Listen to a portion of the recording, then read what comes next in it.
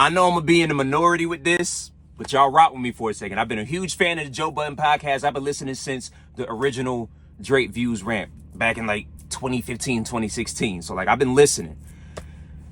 There's been like talks, you know, on the Reddits, on the Discords, on the Twitters, on the Spaces, on the whatever the case is with fans about there just being too many mics. You know what I mean? Like we for the most part, the consensus is we liked it better when there was just 3 mics and then the off screen, you know, 4 at most. But there's just too many people in the mix. And I'm not going to say that I agree or disagree with it, but what I do disagree is the names that are being thrown out there, right? So I think it's pretty much consensus that, you know, my man Ish is valuable to the pod. But I've got some gripes with the names that are being thrown into the hat. I see Flip's name getting thrown into the hat a lot. Like, not a lot, but a lot. And I don't know how to feel about that, right? As a fan of the podcast, he's the only one that is going to give you that immature shit. As Joe continues to grow into the man that he's becoming in his 40s, we now rely on Flip to kind of give us that off-the-wall stuff that you might have to edit out that Joe used to do all the time. That stuff that y'all swear y'all like about the old pod, Flip is giving y'all that, yet y'all want the man to go, right? My thing is, out of everybody on the podcast, he's the only one with like some real motion that doesn't have anything to do with the pod. So why would Joe get rid of that man? Like, I don't know if y'all like think about stuff before y'all say it, but he has a whole network. He had a whole successful podcast. Like Mel started one and then immediately went season 2, like 8 episodes in. But Flip had a very valuable product with the Improper Improv. And now he's doing the room lockdown stuff. Why would Joe get rid of that? He's the only person that's having, in my opinion, viral moments that have nothing to do with podcasts. Outside of it, why would Joe get rid of him? He's literally, in my opinion, the only person he can't not get rid of. He has to stay. So let's just put Flip to the side. Regardless of how you feel about like his chemistry, maybe he harks on points too much. Maybe he, you know, attacks Mel and he's obsessed with her at the same time. Maybe he just barks all the time but he's invaluable just for the brand. So to me, he cannot go. Then there's Melissa Ford. And I'm not going to lie. My big thing with her is that when the podcast started, right, I want to say when she first came on, I don't think, I could be wrong, but I don't think See the Thing Is, whatever it's called, was rolling like that yet.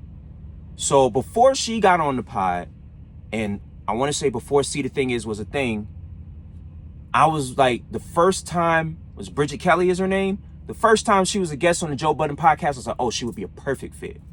I think this was like, even Maul probably wasn't even a permanent member of the cast yet, but even if he was, the first time she was on there, I was like, oh man, she like the chemistry there was perfect. And then See the Thing Is got now announced, and I'm like, damn, like why would he make a separate pod? Just bring her on the pod, because as a fan of Horrible Decisions, I can tell you right now, people that are fans of Joe are not gonna be fans of Mandy B. Like, and she from my city, you know what I mean? That's people's, but she is insufferable on the microphone. You know what I mean? So she would have been a great fit for the pod. But anyway, so Melissa Ford comes around, and her first appearance on the pod, obviously she knocked it out the park, right? My only experience with her podding was when she was on Drink Champs, and oh my God, I don't know if y'all have heard that episode with her and Moni Love on there, but when she gets drunk, she's very emotional and just screams, and it's hard to listen to. But I rode with it, right? And for a while, I was a fan, but like now that I think she's kind of got her own thing going, you can kind of see her start to check out and be a little bit more, you know, a little more snippy, a little more aggressive, a little more curse words in there and everything. And while I do understand that sometimes she anchors down on this whole men are dangerous point, and just completely, despite having education, despite having a high vocabulary, sometimes shit just goes over her head. And I don't want to devalue her, but I do honestly, genuinely feel like her accident has a lot to do with that, right? So I try not to hold it against her, because she did suffer, from my understanding, traumatic brain injury. So I'm not going to talk too much about that. However, the reason that I do enjoy her on the podcast is when there's nothing to talk about.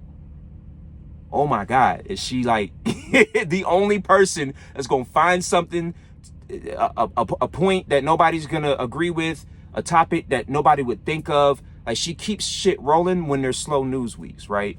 And that's why I enjoy it, because while I do appreciate the fact that Ice and Ish and everybody else on the cast has things to contribute once a topic gets going, as far as the person to initiate it, what's going on in girl world, whatever you want to call it, what's going on in cinema world, what's going on TV, whatever the case is, just interesting topics. Some of y'all may not find them that interesting, but for the sake of keeping the pod rolling, because y'all may be, I might be in a minority. I know a lot of people don't like the long pods. I love 4-hour podcasts. Absolutely love them. So I like the fact that she can keep the conversation flowing, you know, regardless of how shitty her takes are. At the least, I can count on her to where if there's nothing else to talk about, my girl Mel is gonna find something to keep it going and keep me entertained, right? So, who do I feel is the cast member that we could probably do without? I give you a hint. It's not Ice. So who could I be talking about? Oddly enough, I think it's Joe. I'm gonna tell you why. Now, we've been on podcasts when he's been gone, especially, you know, when he was dealing with his legal troubles and everything. I like those pods. Yeah, it's a little shaky, it's a little rocky with Flip as the A-Mite, but that's not his responsibility. But I guarantee you, if Joe was to disappear for 30 days and just let the cast do what they do, like, you see how well everyone gets along, ain't no yelling. The main thing that I got with Joe is that he is king of let me land and then not letting you land. You feel me? Old pod, my man forgot every point. So like, he would like operate like that. Like, yo, let me finish, because if I don't finish, I'm gonna forget. Now, I don't know if he was still like in his Adderall phase or whatever he had going on, but like, he's gotten better with that over time. I feel like he remembers a lot of his points. But now, like, if he has no interest in the topic, he's just going to interrupt, make a crappy joke, redirect. And sometimes I'm like, damn, like, they was getting ready to get to a thing. You know what I mean? Especially with Mel. And I don't know what them two got going on recently. Like, I don't know, my brain got to all theories. I'm like, oh, Sade approached him for a threesome and it just went left or something. I know that's not the case, but like, my brain just be coming up with stuff. But it's proof in the pudding that they can gel, have a cohesive podcast that's not boring, where everyone gets along without Joe. And you can't have the Joe Budden podcast without Joe Budden. So that got me thinking, like, they have enough people with provoking thoughts to where you damn near can have two different shows. Now, I don't need to be like Joe Budden podcast over here and then the Parks Valley podcast over here, but maybe Tuesdays, Joe's not there. I'm not a regular Patreon subscriber, but I tune in every now and then. Like, what if there are Patreon episodes where my man isn't there? So we can have more of a chill vibe without all the yelling, without all the cussing, without all the throwing shit, closing laptops, breaking headphones and all that. Like, all that is cool. It's entertaining, bro. But like, sometimes it's like, dang, man, like, why you can't just have a conversation? Why can't everybody chill? You feel me? That's why I like certain podcasts. I wish other podcasts had the production value of the Joe Budden podcast, because I would enjoy them so much more. 85 South would be one of the dopest podcasts out, but it's hard to listen to. You can't hear people half the time. They got them lav mics, so every time they move, every time someone laugh, clap too hard, like, it's hard to listen to. And there's no flow. I enjoy them boys, they funny, but it's one of them podcasts where I will binge, not listen for a few months, and then just go through and pick who's the guest. Oh, I want to see what they got. But I think they could probably do something like that. Keep a rotating cast, something like it. At this point, like, I don't need all of them people together. You know what I mean? Ice, I know a lot of people could see him gone, and like, all I'm gonna say is that he's Black Twitter royalty to me.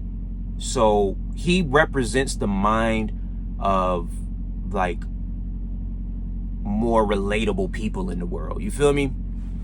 I can't see him going. I could do with less Joe. I'm not gonna lie to everybody on the couch. I could do with less Joe. I really could. And I think they will get better over time. And I think it'll get more entertaining over time. And people will be able to get their thoughts out and let Mel kind of take the role of a moderator. You know what I mean? Be like Stat Baby.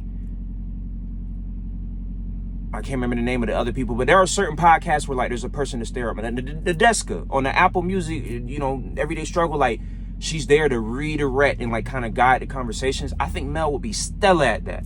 I think she would be stellar at that and still be able to give her points without just being like, oh, I'm just here to get a woman's perspective. I think she would be great at that.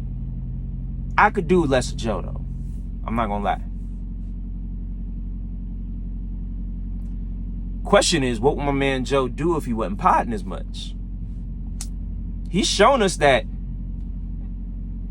he can pick it up and take it somewhere else and do something completely different. Everyday Struggle, State of the Culture, Joe Budden podcast, all these are way different entities. They don't intertwine. Some of the topics overlap, but way different vibes. I think he'll be fine.